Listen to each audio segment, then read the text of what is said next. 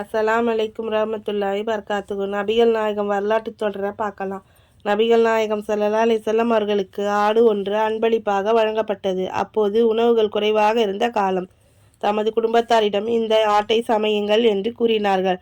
4 பேர் சுமக்கக்கூடிய பெரிய பாத்திரம் ஒன்று இருந்தது. அதில் அந்த உணவு வைக்கப்பட்டு கொண்டு வரப்பட்டது. உணவு கிடைக்காத தோழர்கள் எல்லாம் அழைக்கப்பட்டனர். உணவு தட்டி சுற்றி அனைவரும் அமர்ந்து சாப்பிட்டனர். நபிகள் நாயகம் ஸல்லல்லாஹு அலைஹி வஸல்லம் அவர்களும் அவர்களுடன் சேர்ந்து அமர்ந்து கொண்டனர். கூட்டம் அதிகமாக இருந்ததால் நபிகள் நாயகம் அவர்கள் மண்டியிட்டு அமர்ந்து மற்றவர்களுக்கு இடம் கொடுத்தார்கள்.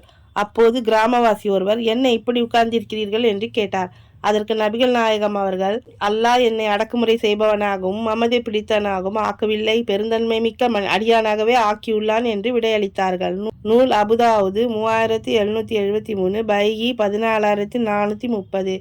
ஒரு உணவு தட்டை சுற்றி அனைவரும் உட்கார்ந்து சாப்பிட்டு கொண்டிருக்கும் போது உயர்ந்த நிலையில் உள்ளவர்கள் மற்றவர்களுடன் சேர்ந்து அமர்வதை மரியாதை குறைவாகவே கருதுவார்கள். பலரும் கைகளை போட்டு சாப்பிடும் தட்டில் சாப்பிடுவதை அருவருப்பாக கருதுபவர்களும் உள்ளனர். மேலும் அன்றைய சமூக அமைப்பில் மண்டியிட்டு அமர்வது தாழ்த்தப்பட்டவர்களுக்குரியதாக கருதப்பட்டு வந்ததால் தான் கிராமவாசி அதை குறை கூறுகிறார்.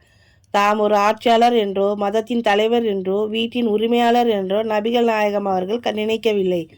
மற்றவர்களைப் போல் பசித்திருக்கக்கூடிய ஒரு மனிதராக மட்டும் தான் தம்மை கருதினார்கள். நபிகள் நாயகம் ஸல்லல்லாஹு அலைஹி வஸல்லம் அவர்கள் தமக்கு வந்த உணவை தான் மற்றவர்களுக்கு வழங்கினார்கள்.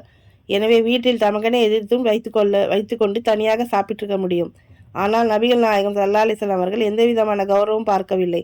மண்டியிட்டு அமர்ந்து சாப்பிட்டது மட்டுமின்றி இன்னொரு அமரக்கூடிய இடத்தை ஆக்கிரமித்து வசதியாக அமர்வதை கூட அடக்குமுறையாக அவர்கள் கருதுகிறார்கள். பெருந்தன்மை மிக்க அடியானாக இருப்பதுதான் தமக்கு விருப்பமானது என்று குறிப்பிடுகிறார்கள். இத்தகைய பண்பாளர் தமது அதிகாரத்தை பயன்படுத்தி தனி மரியாதையை பெற்றார் என்று கூற முடியுமா?